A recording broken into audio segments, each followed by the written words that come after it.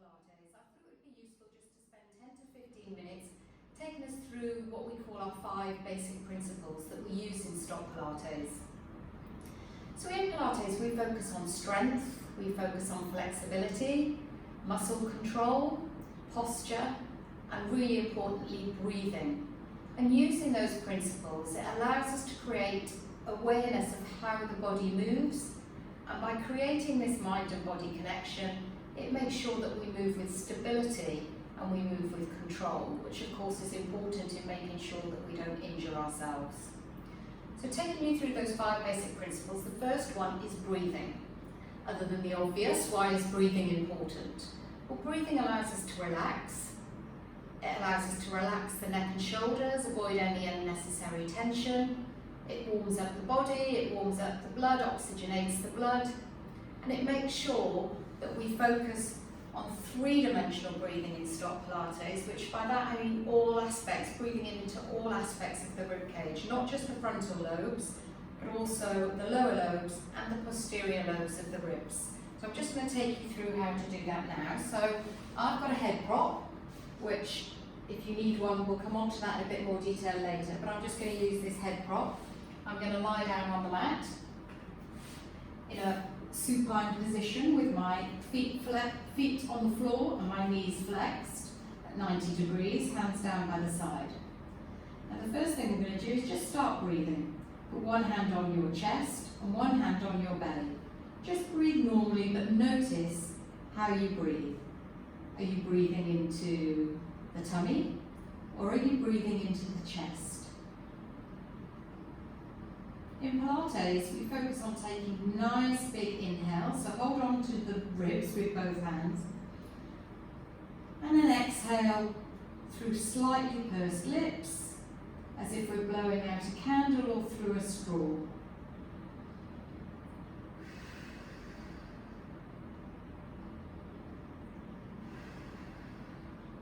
Now, as you hold on gently to those ribs, as you inhale, feel those ribs open up and out, as if you're filling a balloon with air, or you're opening up like an accordion. And as you exhale, feel your ribs draw in and down. Now on an inhale, this movement promotes spinal extension. On an exhale, by exhaling deeply, we can allow spinal flexion. Now exhaling also, we can engage our deepest core stabilizer muscles. And these are particularly our transversus abdominis and our pelvic floor. Think of our transversus abdominis like a corset, like a belt wrapping around the body horizontally. They're the deepest abdominals that we have. So as you inhale and then exhale, try and engage those abdominal muscles and gently lift the pelvic floor. They should work in co-contraction, and what they allow us to do is to stabilise the lumbar and pelvic region. So it's important to think about both of those as we initiate the breath for any movement that we do within our Pilates repertoire. So, that's the first basic principle. The second basic principle is pelvic stability, which we do through pelvic placement. And there's 2 positions that we use in STOTT Pilates. The first is neutral and the first is imprint. So often within the exercises and the lessons that we take, we will talk about whether you should be in a neutral pelvis or an imprinted pelvis. So again, I'm going to lie back down to the mat. And I'm just going to start by rocking that pelvis anteriorly and posteriorly. So rocking it backwards and forwards. If you can place your fingertips just on your pubic bone, something that we call the pubic symphysis, and we place our thumbs on our hip bones. Imagine you have a marble between the middle of those 2. As you rock back and forth, feel the marble, as you inhale, will roll away from you. And as you exhale, that marble will come towards you. In a neutral position, I want you to find the middle point where that marble stays still. So your hip bones and your pubic bone is on the same level. You should be able to balance a cup of tea here without it falling. Now, in this position, we have the natural lordotic curve of the spine present. So there's a slight gap underneath your lumbar spine. You should be able to place a little blueberry there without squashing it. So that's the natural lordotic curve of the spine. Now in this position, we are able to do what we call closed kinetic chain activities, which are typically activities where our feet are on the floor, so that we can maintain that neutral spine and don't need any additional support from our abdominals to allow us to lift those legs off the floor. So if we have enough abdominal support, or we've got our feet on the floor, it's the neutral position that we tend to work in to make sure that we are stable and secure. However, as we know in Pilates, we're often lifting our legs off the floor into a tabletop position, and so then we will engage what we call our imprinted position. And to find that, just place your fingertips on your hip bones and your thumbs onto your ribs. Just inhale and exhale, and as you exhale, just glide those hip bones up towards your ribs. And what you should feel is your lumbar spine gently flattens and lengthens onto the mat. We're not pressing into the mat, we're not engaging our glutes or our hamstrings or anything else. We're purely just using our abdominals to gently glide our hip bones up towards our ribs. And the actual technical term for an imprinted position is a slight posterior tilt with slight lumbar flexion. So that lumbar spine just gently lengthens along the mat. So if we find ourselves in that position, just test stability here to make sure that there's no pressure on the lower back. Just inhale and exhale to lift one leg to tabletop. Inhale to lower that leg down. Inhale and exhale to lift the other leg to tabletop and lower that leg down. And then let's lift one leg and then the other leg. And you should find no movement in the pelvis. The lumbar spine is gently resting on the mat, and there should be no pain in the lower back. So this is the position, the imprinted position, that we would use if we're in open kinetic chain activities, such as now, where my legs are off the floor, or where we can't sustain a neutral because our abdominals aren't weak enough, which there's many cases for that. So just lower that leg back down to the floor, and then the other leg. So just rock back and forth. We find that neutral where we have the natural lordotic curve, and then glide those hip bones up towards our ribs to find our imprinted position. So before we start any of the exercises, we would typically also talk about finding our neutral or our imprinted spine. So the third basic principle that we talk about is rib cage placement. So our ribs should be stacked on top of our pelvis and within the bounds of the pelvis. And what we need to think about with our ribs is our ribs are actually attached to our thoracic spine. So whenever our ribs move, our spine moves. So again, this is quite important for thinking about how we engage the ribs to make sure that they are stable. So our ribs, just to test those now, if we lie down onto the mat, again, we can find our nice neutral spine, so just rock that pelvis back and forth. And our ribs, we can actually activate through our abdominals. So, what I want you to do is just reach your arms up to the ceiling, just to see the ribs should be nicely, gently down onto the mat. They're not jammed into the mat, they're just gently resting on the mat. As you inhale and as you exhale, just take those arms overhead. Bring them back up. Now there's a tendency here for us to, as we reach our arms overhead, to allow those ribs to pop up. which is not what we want. So let's bring those arms back up, and let's think about lowering those arms gently without allowing those ribs to pop up, using our abdominals to help activate and manage those ribs, and just allowing our arms to go as far overhead as we can without those ribs popping up. So some of us, our range might be able to go all the way over. Some of us, the range is here. That's absolutely fine. But it's just knowing the range of movement that we have whilst allowing those ribs to stay gently melted down onto the mat. So again, thinking about our rib cage, making sure that we understand that that moves the thoracic spine so that we make sure that we do stabilise ourselves in terms of our rib cage placement.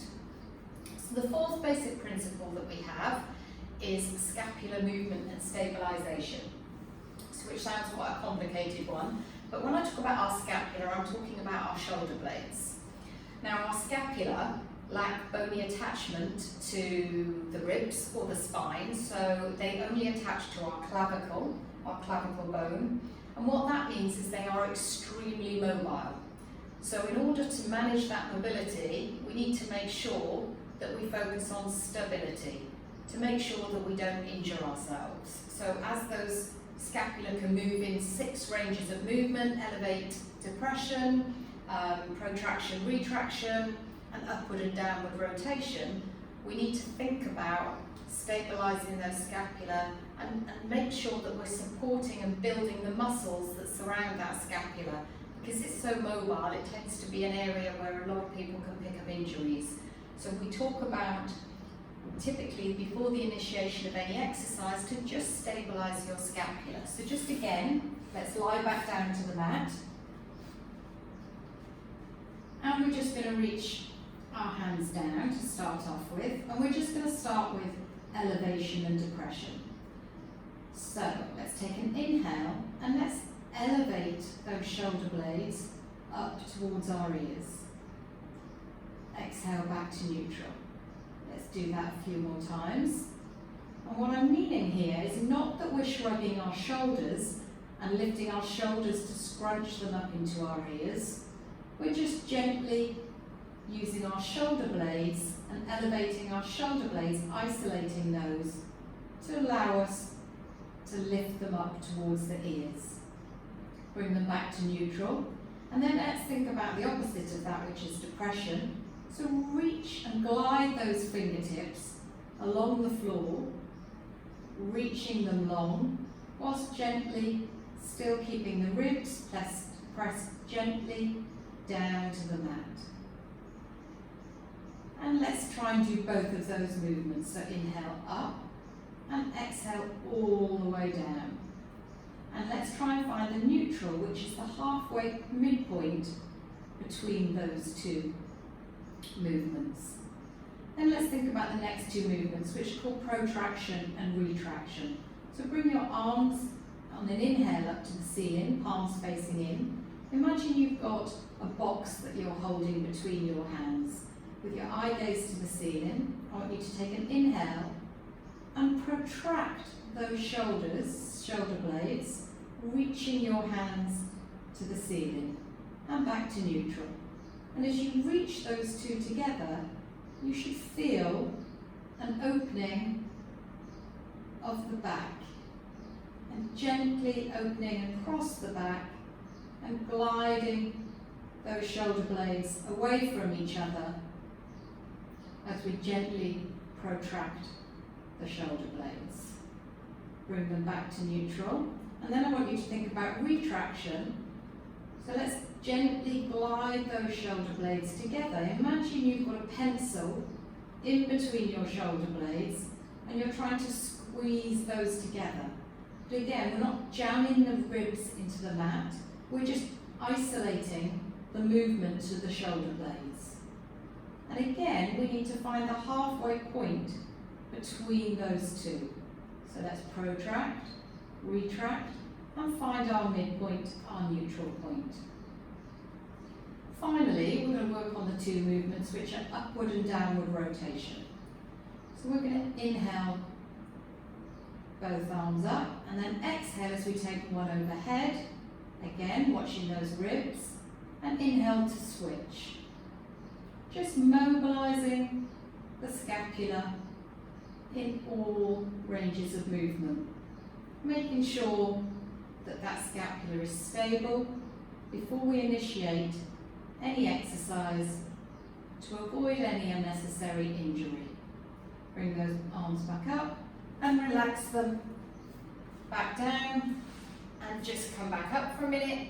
So I'm going to talk about the last and probably for me the most important basic principle, which is head and cervical placement. So especially in today's world, where we have most of us sat like this on our phone, at a desk, we tend to find we put an increased amount of pressure onto our neck. And as you see, a lot of people these days, me included, we walk around with our head that is slightly forward. Now our head should actually, whether we're in a sitting position or a standing position, be balanced directly on top of our shoulders. Our earlobe should be in line with the middle of our shoulders. And if we're in a prone or a supine position, we should also make sure that the head and the cervical spine is following the line of the thoracic spine. So I'm just going to first of all go into a supine position, so lying down, and here I'm going to take away my head prop, and what you should have is your forehead and your chin should be on exactly the same line. The way I was taught was you should be able to have a dinner plate flat on your head. Not that I'm ever going to want a dinner plate on my face, but that's what we were told. So you need to have those in exactly the same line. Now what you can see just by looking at me is I'm already putting some tension on my neck, because that's not the case.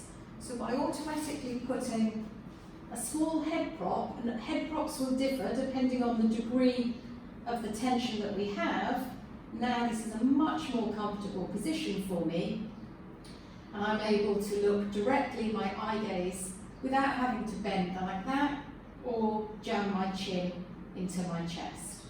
So just make sure that you think about where you're most comfortable, where there's no pressure at all on your neck and shoulders, and where your chin and your forehead are in the same line. And this is important before we go into any spinal flexion or extension of the cervical and the thoracic spine. So, in order to think about going into some of the exercises that we do, one of them engaging the spinal flexion movements, we've got to think about, first of all, engaging the cervical spine, which should automatically follow the line of the thoracic spine. So before we do any exercise, I'm just going to inhale and do a slight head nod, which the technical term for this is craniovertebral flexion. And by that, all I'm doing as I inhale is lowering my eye gaze to my cheeks. It's a really, really small movement just on the first two vertebrae of the cervical spine, just where the hairline is. And we should initiate any flexion movement with that head nod automatically before we come up into any flexion. So just in terms of actually going into that flexion, I'm going to put my hands behind my head with my thumbs facing down. I'm not putting any pressure. I'm going to inhale to head nod. I'm going to exhale to come up into that flexion, eye gaze towards my knees. Inhale to stay, and exhale to gently lower back down onto the mat. That's inhale to go through head nod, exhale to flex up, no tension, I'm not jamming my chin, I'm inhaling to stay, keeping those abdominals from popping, and exhaling all the way back down. Do one more here, inhale to head nod, a gentle movement, exhale to flex up, eye gaze to my knees, inhale to stay, and exhale to gently lower back down. So that's actually spinal flexion We also need to think about when we move into an extension exercise, we need to do the same on the opposite side. So I'm going to move into a prone position. I'm going to have my arms in a W shape, just slightly wider than the mat. I'm going to have my legs extended along the mat. The legs are active. And think about those abdominals. They should also be active, trying to suck in that belly button up towards the spine. Now my nose is going to be hovering on the mat. It's the closest thing to the mat. And I'm going to imagine I've got a marble underneath my nose. And as I inhale, I'm just going to roll that marble up, which is the movement in an extension for just gently moving, again, the first two vertebrae as we did a couple of minutes ago, but just in the other range of movement. So I'm going to inhale and roll that marble.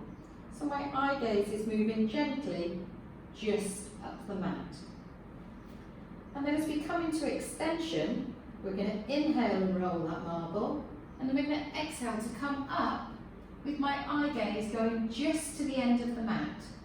Inhale here to stay, and exhale to gently lower back down, hovering my nose over the mat. Let's do that a couple more times. Inhale to roll that marble, exhale to come up, eye gaze to the end of the mat, inhale to stay, and exhale to come back down. Let's do one more. Inhale, moving those first two vertebrae, exhale up. And you'll notice here that my cervical and thoracic spine are in line. There's no movement where I'm lifting my head up to the sky, where I'm then putting unnecessary tension on the neck and shoulders. I'm just gently keeping my cervical and thoracic spine in one long line. And then I'm going to lower back down to the mat. So just coming on up. So we've talked about 5 basic principles here that we use.